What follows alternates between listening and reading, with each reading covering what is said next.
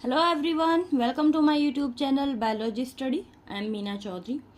हमारा चैप्टर चल रहा था बायोडाइवर्सिटी एंड कंजर्वेशन, जिसके हमने 2 पार्ट्स कंप्लीट कर लिए थे। एंड लास्ट वीडियो में हमने देखा था जो बायोडाइवर्सिटी है वो अर्थ पे और हमारे इंडिया में कितनी है।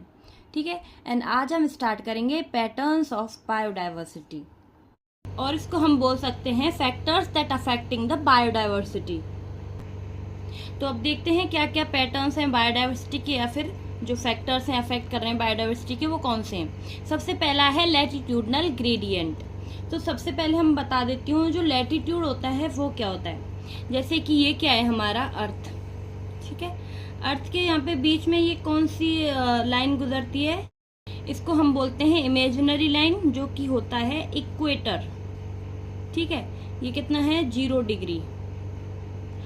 तो अब ये जो इक्वेटर है, इसके ऊपर इधर की साइड प्रेजेंट है पोल्स, यानी कि नॉर्थ पोल, और यहाँ प्रेजेंट है साउथ पोल। ठीक है। तो जैसे ही इक्वेटर से हम नॉर्थ पोल की ओर जाते हैं तो ये जो डिस्टेंस है इसको बोलते हैं लैटिट्यूड। ऐसे ही अगर इक्वेटर से हम साउथ पोल की ओर आएंगे तो इस डिस्टेंस को क्या बोलेंगे, लैटिट्यूड। तो समझ आ गया लैटिट्यूडनल ग्रेडियंट क्या होता है। जब हम इक्वेटर से नॉर्थ पोल या साउथ पोल की ओर जाते हैं तो उसको हम लोग लैटिट्यूड बोलते हैं।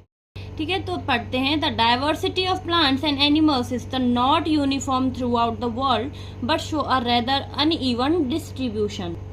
तो जैसा कि हम जानते हैं जो प्लांट एंड एनिमल की डाइवर्सिटी है वो यूनिफॉर्म नहीं है, मीन्स कि एक जैसी नहीं है, वो पूरे वर्ल्ड में अलग अलग पाई जाती है, अनइवन होती है। ठीक है।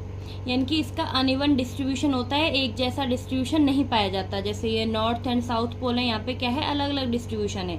इक्वेटर, यानी कि इक्वेटर की जगह होती है ट्रॉपिकल जोन, इसको हम लोग क्या बोलते हैं, ट्रॉपिकल जोन। एंड ये जो ऊपर है नॉर्थ पोल, यहाँ पे हम लोग बोलते हैं इसको टेम्परेट जोन। समझे। तो ये जो टेम्परेट जोन है, ठीक है, यहाँ पे जो ये क्या है, टेम्परेट जोन, ये क्या है, टेम्परेट, और ये बीच में क्या है, ट्रॉपिकल जोन। तो ये जो ट्रॉपिकल जोन है इसमें बायोडाइवर्सिटी ज़्यादा होती है, एंड टेम्परेट रीजन में जो बायोडाइवर्सिटी है वो कम पाई जाती है स्पीसीज की। For many groups of animals or plants, there are interesting patterns in diversity, the most well known being the latitudinal gradient in the diversity.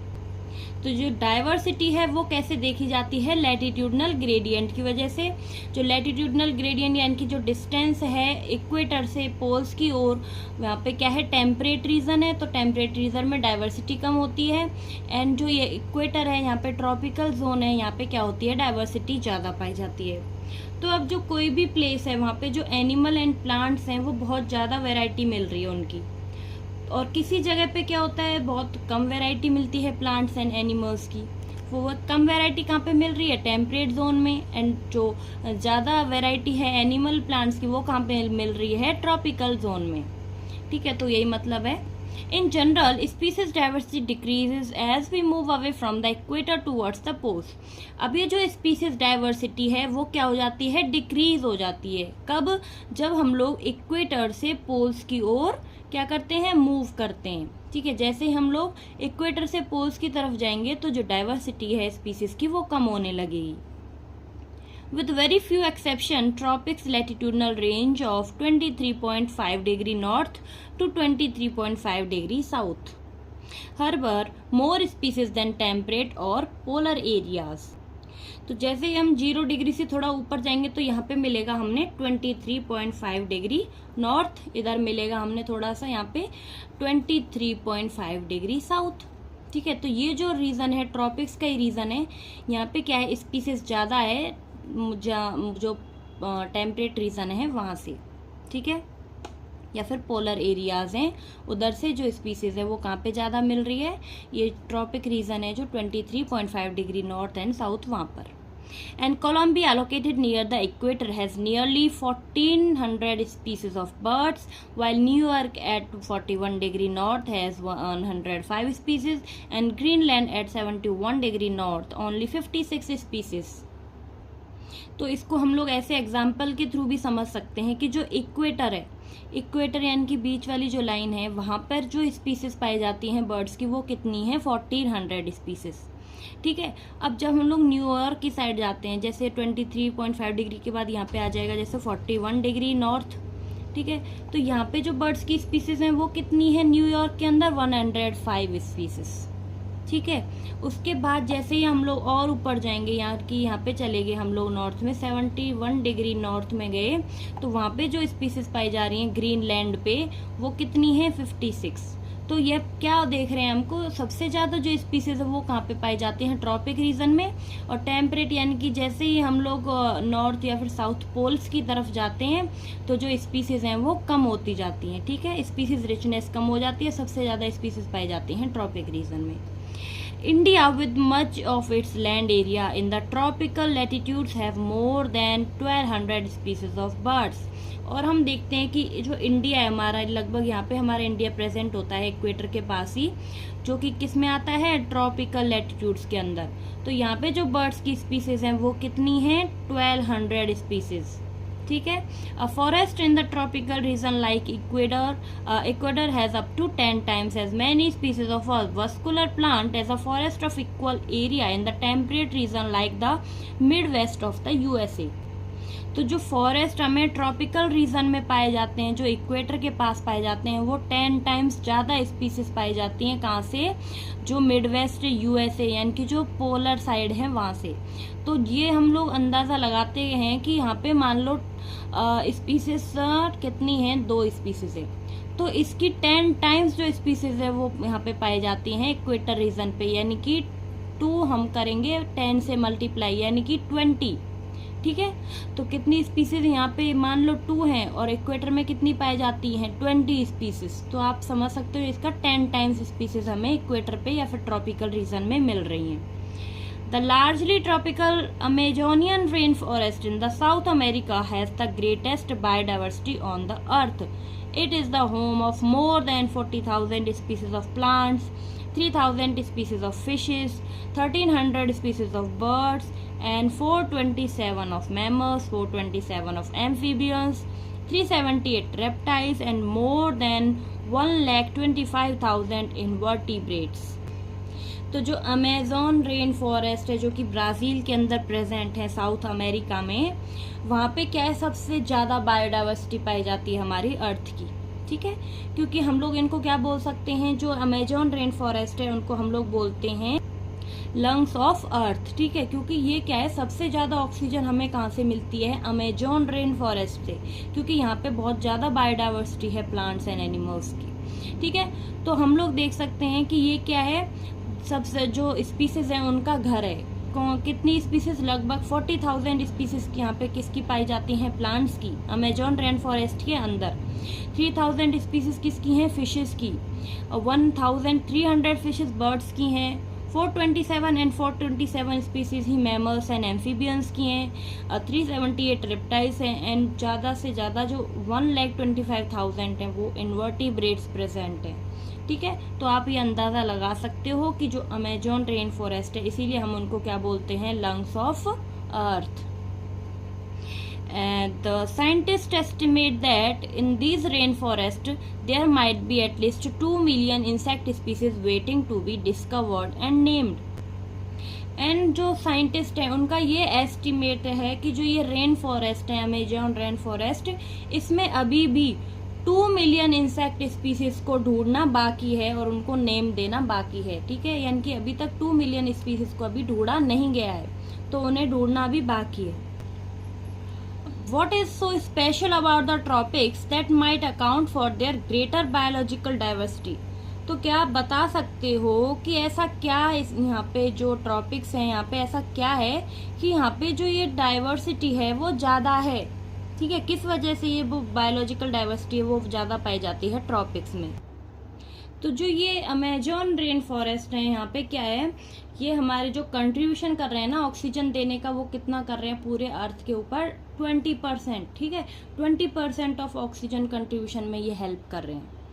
तो अब इसका यही मतलब है कि जो ये ट्रॉपिक्स हैं या फिर जो ये अमेज़न रेन फॉरेस्ट है, यहाँ पे इतनी बायोडाइवर्सिटी क्यों है, क्या कारण है। तो सबसे पहला कारण तो हम आगे देखेंगे, लेकिन मैं बताती हूँ सबसे पहला कारण इसका क्या है कि यहाँ पे क्या है, कोई डिस्टरबेंस नहीं है, ठीक है। और यहाँ पे इसीलिए जो स्पीसीएशन है वो ज़्यादा है, क्योंकि यहाँ पे जो इवोल्यूशन है, आप जानते हो इवोल्यूशन होने में बहुत टाइम लगता है। तो अगर डिस्टर्बेंस नहीं होगी तो इवोल्यूशन यानी कि कोई इन्वायरमेंटल चेंजेस अच्छे से नहीं होंगे, कुछ नहीं होंगे, तो स्पीसीज मेंटेन रहेंगी। लेकिन जो ये टेम्परेट रीजन्स है ना, पोलर रीजन्स है, यहाँ पे ये जो डिस्टर्बेंस है वो बहुत ज़्यादा पाई जाती है, इसीलिए जब वहाँ पे डाइवर्सिटी है वो कम पाई जाती है। तो अब देखते हैं कि इसका क्या रीज़न है कि यहाँ पे जो एक ग्रेटर अमाउंट में बायोलॉजिकल डाइवर्सिटी है वो पाई जा रही है। Ecologist and evolutionary biologist have proposed various hypothesis, some important ones are. तो फिर जो इकोलॉजिस्ट या फिर इवोल्यूशनरी बायोलॉजिस्ट हैं, उन्होंने क्या किया, कुछ हाइपोथेसिस दी हैं। इसमें से सबसे इम्पॉर्टेंट क्या क्या है, पहला है speciation. Speciation is generally a function of time, unlike temperate region subjected to frequent glaciation in past tropical latitudes have remained relatively undisturbed for millions of years and thus had a long evolutionary time for species diversification।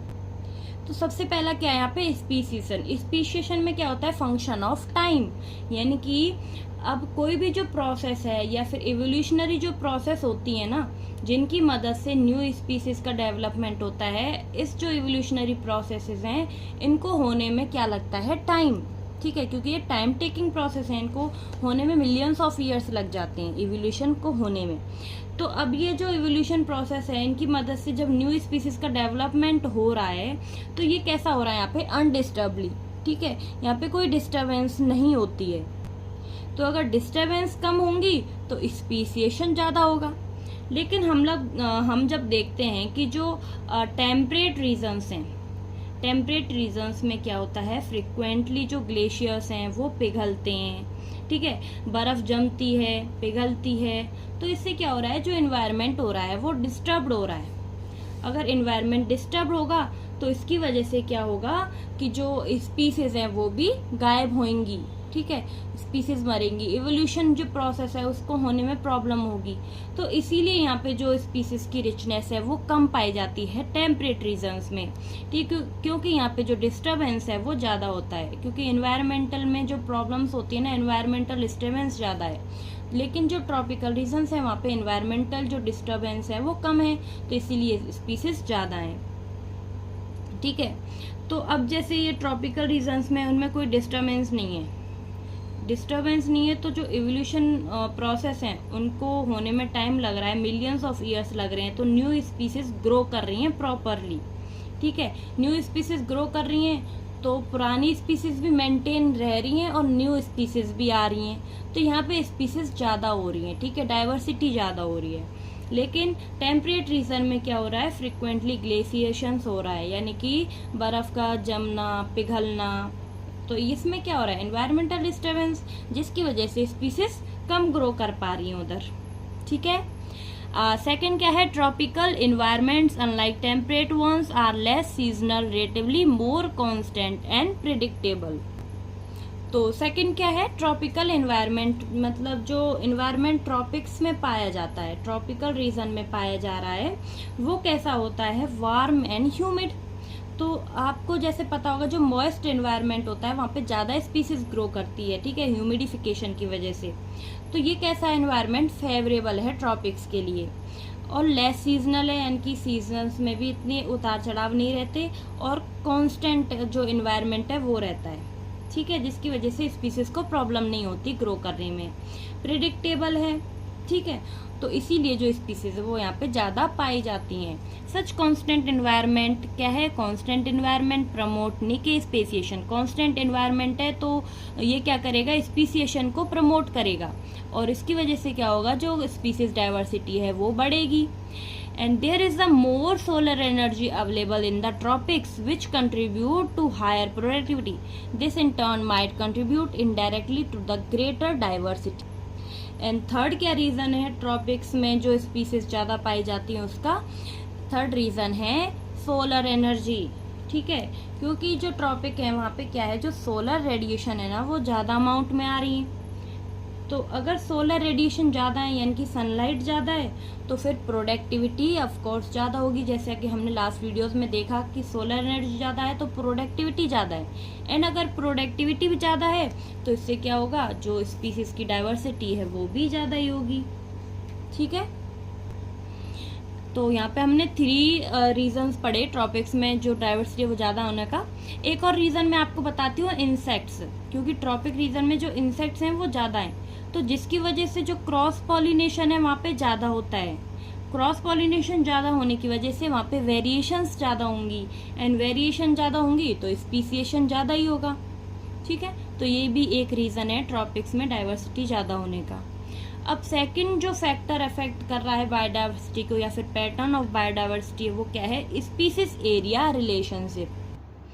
Species area relationship का क्या मतलब है, जैसे कि ये कोई particular area है, ठीक है, इस पर्टिकुलर एरिया के अंदर क्या है कि जो स्पीसीज की हम लोग क्या कर रहे हैं स्टडी, कि हमने यहाँ पे देखा कुछ जो स्पीसीज हैं, यहाँ पे स्पीसीज पाई जा रही थी, अगर हम लोग एरिया बढ़ाते हैं तो ये स्पीसीज भी बढ़ जाती हैं, यानी कि स्पीसीज रिचनेस होती है यहाँ पे। फिर हम लोग क्या कर रहे हैं, एरिया बढ़ा रहे हैं तो और स्पीसीज रिचनेस हो रही है। लेकिन एक जगह पे क्या हो जाएगा, फिर जैसे हम लोग एरिया बढ़ाएंगे तो ये स्पीसीज कांस्टेंट रहेंगी, ये बढ़ेंगी नहीं। ठीक है, तो वो होता है स्पीसीज एरिया रिलेशनशिप, यानी कि जैसे जैसे हमने क्या किया, एरिया बढ़ाया तो जो स्पीसीज की रिचनेस है वो भी बढ़ी, लेकिन एक लिमिट तक बढ़ेगी। ठीक है, जैसे ही हम लोग आगे और एरिया बढ़ाएंगे तो जो स्पीसीज हैं वो कांस्टेंट रहेंगी, ठीक है, बढ़ेंगी नहीं। यानी कि ज़्यादा एरिया बढ़ाने से जो स्पीसीज है वो ज़्यादा बढ़ेंगी नहीं, कुछ हद तक ही बढ़ेंगी, कुछ लिमिट तक ही बढ़ेंगी। During this pioneering and extensive exploration in the wilderness of South American jungles, the great German naturalist and geographer Alexander von Humboldt observed that within a region species richness increased with increasing the explored area, but only up to a limit. तो जब south American के jungles में study किया गया species richness में, उसमें क्या किया गया, ये जो साइंटिस्ट थे अलेक्जेंडर वॉन हेम्बोल्ट, ये कहाँ पे इन्होंने स्टडी की थी, साउथ अमेरिकन जंगल्स में। इन्होंने क्या किया, देखा कि जो अपना स्टडी का एरिया है उसको जब वो इंक्रीज कर रहे हैं तो स्पीसीज रिचनेस बढ़ रही है। ठीक है, जैसे ही हम लोग फिर एक्सप्लोर किया एरिया यानी कि बढ़ाया तो यहाँ पे क्या हुआ, फिर से स्पीसीज रिचनेस बढ़ी, लेकिन एक लिमिट तक। अगर अब हम आगे एरिया बढ़ाते हैं तो स्पीसीज नहीं मतलब ज़्यादा स्पीसीज नहीं ग्रो करती हैं। ठीक है, तो ये क्या होती हैं, एक लिमिट तक ही होती हैं। In fact, the relation between species richness and area for a wide variety of taxa, angiosperm plants, birds, bats, freshwater fishes turns out to be a rectangular hyperbola. Figure 15.2. तो यहाँ पे दिया हुआ है फिगर 15.2 जिसमें क्या शो हो रहा है, species area relationship. Note that on log scale and relationship become linear.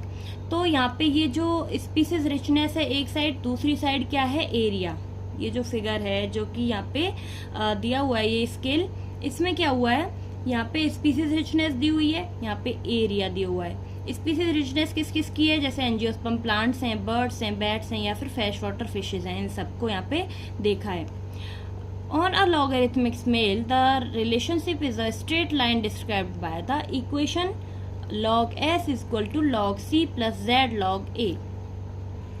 तो यहाँ पे जो ये रेक्टेंगुलर हाइपरबोला है, जैसे कि अलेक्जेंडर वॉन हेम्बोल्ट जो साइंटिस्ट थे उन्होंने क्या देखा कि जैसे हम लोग एरिया बढ़ा रहे हैं स्पीसीज रिचनेस बढ़ रही है, यहाँ पे एरिया बढ़ाया स्पीसीज रिचनेस बढ़ी, एरिया बढ़ाया बढ़ी, लेकिन एक लिमिट तक। अब जैसे यहाँ पे एरिया बढ़ा रहे हैं तो स्पीसीज कम बढ़ रही हैं, यहाँ पे एरिया बढ़ाया तो स्पीसीज कम बढ़ रही है, लेकिन एक टाइम पे क्या होगी, ये कांस्टेंट होगी। जब एरिया बढ़ाएंगे तो स्पीसीज रिचनेस नहीं होगी, यानी कि स्पीसीज नहीं बढ़ेंगी। अब इन्होंने क्या किया, लॉग की फॉर्म में लिख लिया, log s equal to log c plus log z log a। ठीक है, यहाँ पे जो s है वो क्या है, स्पीसीज रिचनेस। ठीक है, यानी कि स्पीसीज की रिचनेस क्या है, s।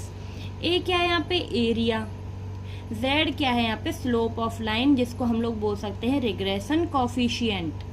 ठीक है, अगर ये z ज़्यादा होगा, अगर ये z ज़्यादा होगा तो जो स्लोप है वो कैसा बनेगा, मोर स्टीपर। ठीक है, मोर स्टीपर का क्या मतलब है कि जब इंक्रीज करेंगे एरिया तो फिर स्पीसीज रिचनेस भी इंक्रीज होगी। ठीक है, अगर एरिया इंक्रीज होगा तो स्पीसीज रिचनेस इंक्रीज होगी, अगर ये जेड की वैल्यू ज़्यादा होगी तो। ठीक है, जैसे ही जेड की वैल्यू ज़्यादा बढ़ती जाएगी तो जो स्लोप है वो कैसा होता जाएगा, ज़्यादा स्टीपर होता जाएगा। ठीक है, इसका मतलब क्या है, जैसे ज़्यादा एरिया बढ़ेगा तो ज़्यादा स्पीसीज रिचनेस होगी। तो अब देखते हैं, ecologists have discovered that the value of Z lies in the range of 0.1 to 0.2 regardless of the taxonomic group or the region where it is the plant in the Britain, birds in the California or mollusc in the New York state. The slope of the regression line are amazingly similar.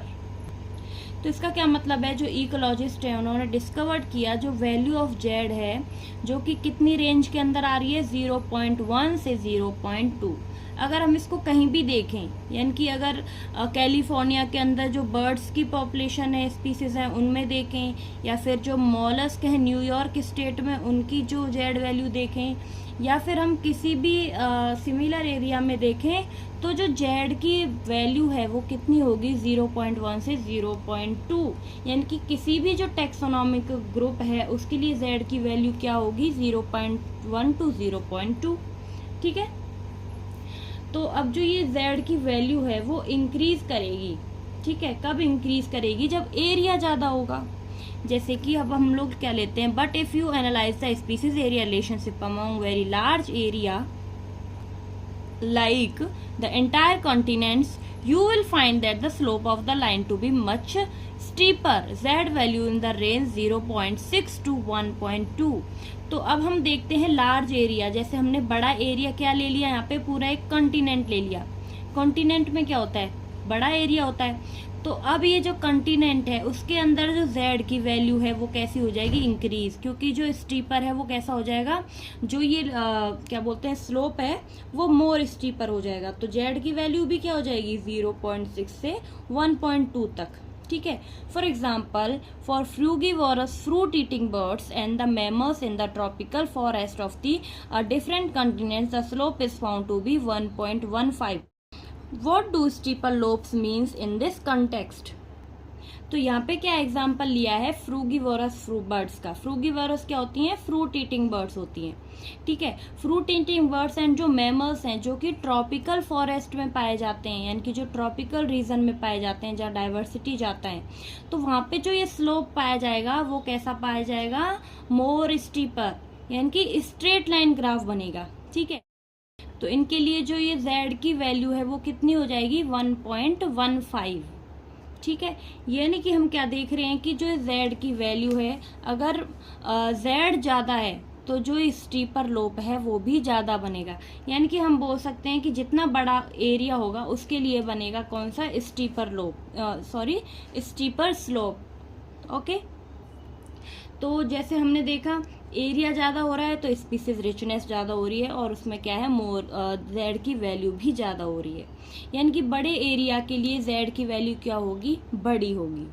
समझे, जैसे कि z की value हम देखते हैं country level पे। Country level पे कितनी है, 0.1 से 0.2। जब हम देखेंगे इनको कॉन्टिनेंट्स लेवल पे तो कितनी मिलेगी, 0.6 to 1.2। अगर हम z की वैल्यू देखते हैं कहाँ पे, ट्रॉपिकल रेन फॉरेस्ट में, तो कितनी है ये, मैमल्स एंड फ्रूगिवोरस बर्ड्स में 1.15। ठीक है, तो आज के लिए इतना ही। इसके आगे से हम नेक्स्ट वीडियो में करेंगे। The importance of species diversity to the ecosystem next video में करेंगे। आज के लिए इतना ही। आई होप कि आपको वीडियो अच्छी लगी होगी। अगर आपको मेरा पढ़ाया हुआ अच्छा लगता है, समझ आता है, तो प्लीज़ चैनल को लाइक शेयर एंड सब्सक्राइब करें। एंड कोई भी डाउट हो तो मुझे कमेंट बॉक्स में ज़रूर बताएं। अब मिलेंगे नेक्स्ट वीडियो में, तब तक के लिए bye bye, take care, thank you.